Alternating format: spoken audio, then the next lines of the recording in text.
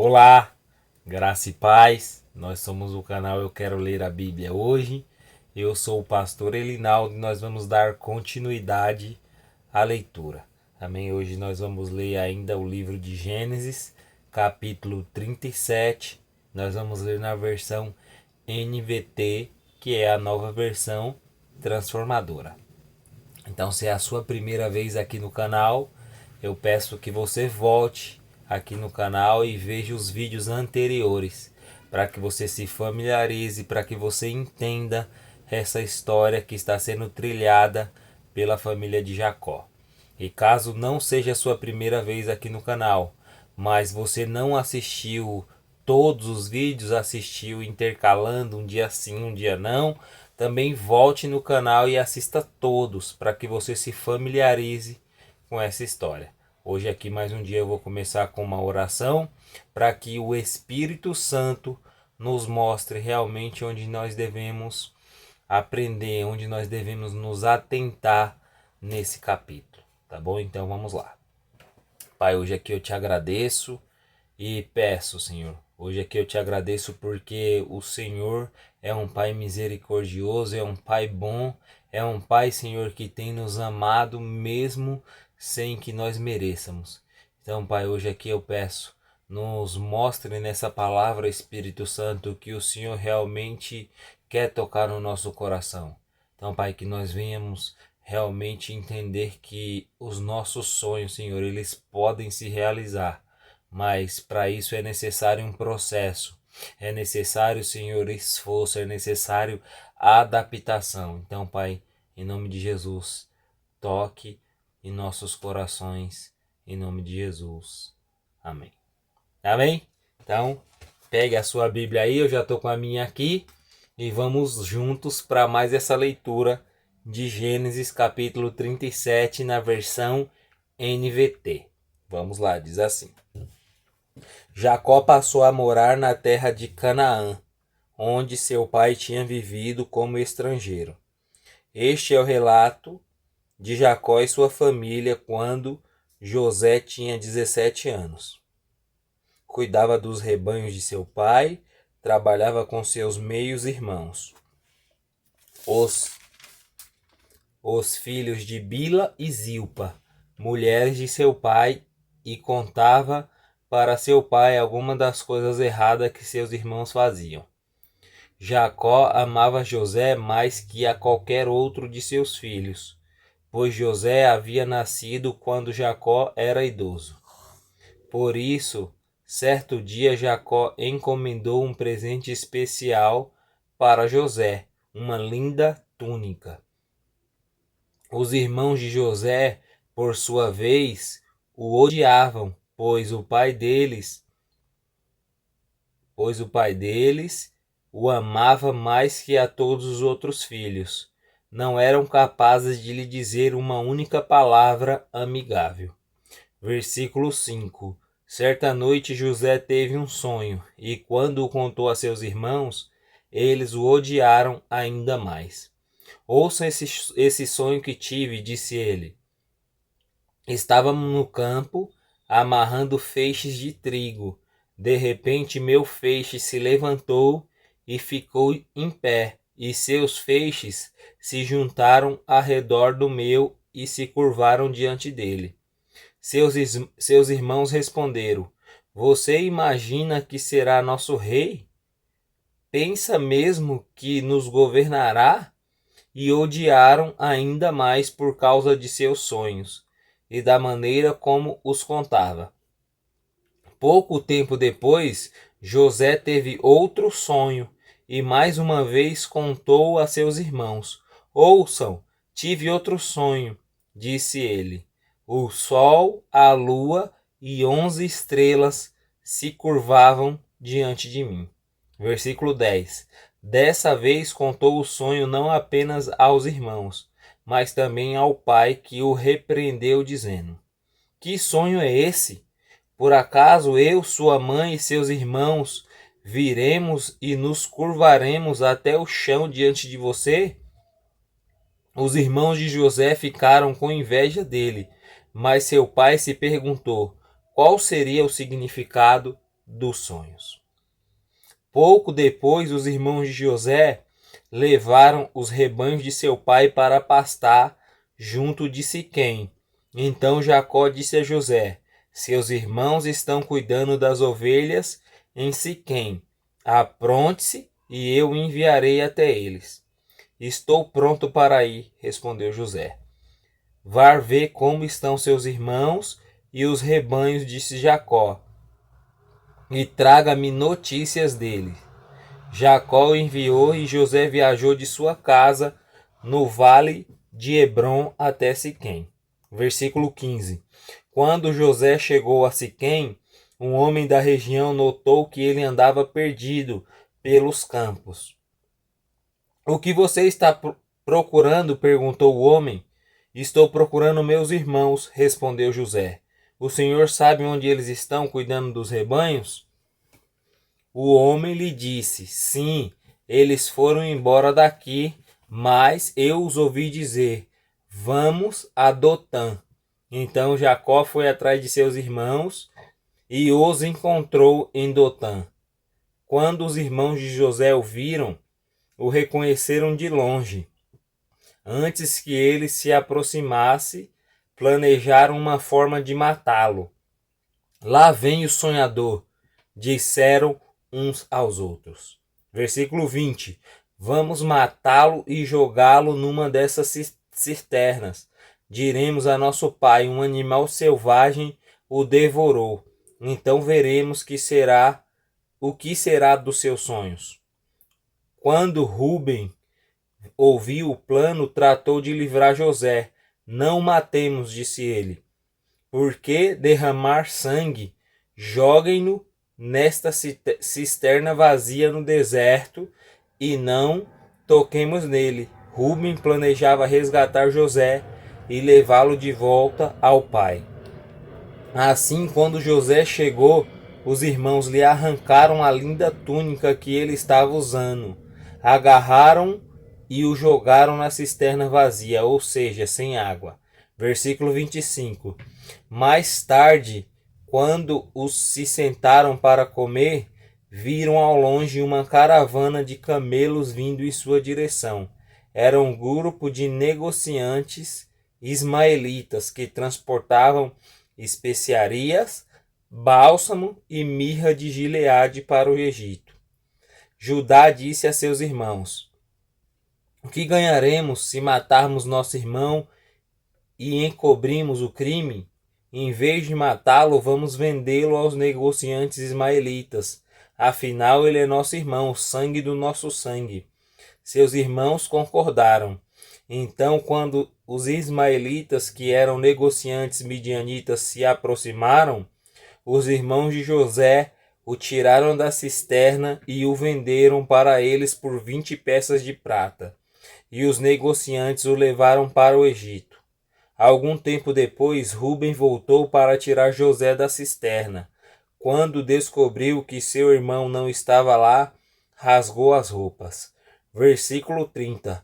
Voltou a seus irmãos e lamentou: se o menino sumiu, e agora o que farei?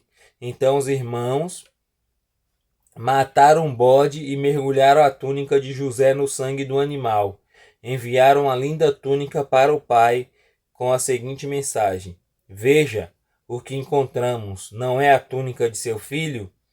O pai reconheceu de imediato e disse: sim, é a túnica de meu filho. Um animal selvagem o deve ter devorado. Com certeza José morreu despedaçado. Jacó rasgou as suas roupas e vestiu-se de pano de saco por longo tempo. Lamentou profundamente a morte do filho. Versículo 35. A família toda tentou consolá-lo, mas ele se recusava. Descerei à sepultura lamentando a morte de meu filho, dizia, e continuou a lamentar-se. Enquanto isso, os negociantes midianitas chegaram ao Egito, onde venderam José a Potifar, oficial e capitão da guarda de Faraó. Amém? Então esse foi o Gênesis capítulo 37. E agora chegou o momento de você colocar aqui nos comentários o que você pôde entender desse capítulo. sabe? O que você pôde absorver, o que essa história te ensina, sabe? Que sonhos são difíceis, que sonho dá trabalho para ser conquistado, ou marque aqui o que você foi tocado em algum desses versículos. E caso você não tenha tirado nenhum versículo, não tenha conseguido absorver, eu vou deixar alguns tópicos aqui e eu quero que você marque também se fez sentido para você ou não. Se você consegue enxergar esses pontos que eu vou deixar aqui agora no texto, se você olhar com mais calma, ou ainda assim se acha que não faz sentido. Mas eu quero o seu feedback aqui, sabe? Porque está sendo muito gratificante poder ver os comentários aqui nos vídeos. Amém? Então é isso aí. O primeiro comentário que eu marquei aqui, que são sonhos grandes, exige esforços e adaptações. Sabe, a gente vê que aqui José, ele teve 2 sonhos onde ele governaria todo o seu clã, onde ele governaria toda a sua família, mesmo ele sem ser o primogênito, mesmo ele sem ser o filho que receberia a maior parte da herança e governaria aquele clã, aquela tribo, mesmo ele sem ser esse filho, que o filho era Ruben, que lideraria depois que Jacó morresse. Mas José, ele tem esse sonho, e por ele ter esse sonho, ele vai precisar se adaptar muito. Ele vai precisar muito esforço até chegar nessa posição onde ele vai governar, onde os 11 se curvem a ele. Sabe? Então, grandes sonhos exigem muito esforço e adaptação. Sabe? Se nós não pudermos fazer esses 2 passos de se esforçar e se adaptar ao terreno, ao momento, ao que está acontecendo, nós não conseguiremos realizar os sonhos que são colocados no nosso coração e na nossa mente. O outro ponto que eu marquei aqui é que muitas vezes nós não entendemos, sabe, o motivo que estamos passando por tal coisa, sabe? Nós nos encontramos em uma situação que nós não sabemos o motivo, sabe? José, ele não sabia o motivo que os seus irmãos o odiavam tanto. Ele não sabia o motivo que ele foi jogado ali naquela cisterna. Ele não sabia por qual motivo ele estava sendo ali vendido aos midianitas, sabe? Ele não sabia os motivos daquela venda. Então, muitas vezes nós estaremos em situações que nós não entenderemos, sabe? Então, mas nós precisamos confiar no Senhor. Nós precisamos confiar que o nosso Deus, ele está direcionando a história, sabe? Que ele não perdeu o controle em nenhum momento. Então, se você está em uma situação, sabe, que você não consegue entender, que você não consegue discernir o que está acontecendo, então confie no Senhor. Confie no Senhor, sabe? Porque por mais que você esteja se sentindo numa situação escravizada, numa situação que você não tem auxílio, não tem refúgio, não sabe para onde ir, como ir, confie no Senhor. Peça a direção dele, sabe? Peça para que ele te mostre, para que você possa continuar, sabe? Então, esse foi o segundo ponto. E por último eu marquei aqui é que o amor pode gerar um ídolo. Porque a gente vê que Jacó, ele desejava muito Raquel, sabe? E Raquel já havia se tornado um ídolo na vida de Jacó. Por ela ele trabalhou 14 anos, sabe? Por ela ele trabalhou 14 anos para Labão. E agora, quando nasce o primeiro filho de Raquel, Jacó o amava mais do que qualquer um dos outros 10 filhos que ele tinha antes, sabe? E ali José havia se tornado um ídolo na vida de Jacó. Só que agora ele perde José, na verdade. Jacó agora perde José, sabe? E esse ídolo, que era o amor tão grande, que era o filho tão desejado, o filho tão amado, o filho que era mais bem cuidado, que ganhou uma túnica e os outros não, havia se perdido. Havia, para ele, nesse momento aqui, José havia morrido, sabe? E ele falou que ele se lamentaria para o resto da vida. Ele iria para o túmulo com aquela dor, ele jamais conseguiria se recuperar dela. Então, José havia se tornado um ídolo na vida de Jacó. Então, e muitas vezes, se nós não vigiarmos, o amor, ao invés de gerar algo benéfico, algo bom, pode gerar um ídolo nas nossas vidas. Sabe? Então nós precisamos pensar, será que você tem tratado melhor um filho? Será que você tem tratado melhor um esposo? Sabe? Então nós precisamos pensar, e aí, como que temos tratado a nossa família, os nossos familiares? Sabe? É claro que o amor que você tem pelo filho não é o mesmo amor que você tem pelo esposo, não é o mesmo amor que você tem pela mãe. Só que chega momento que a gente vê aqui, Jacó ele tinha 12 filhos, sabe? E José estava sendo o predileto, aquele mais bem tratado, aquele mais bem cuidado em todos os momentos, sabe? Então, pense aí. O amor tem gerado o quê? Benevolência, coisas boas, ou tem gerado ídolos na sua vida? Então esse foi o vídeo de hoje.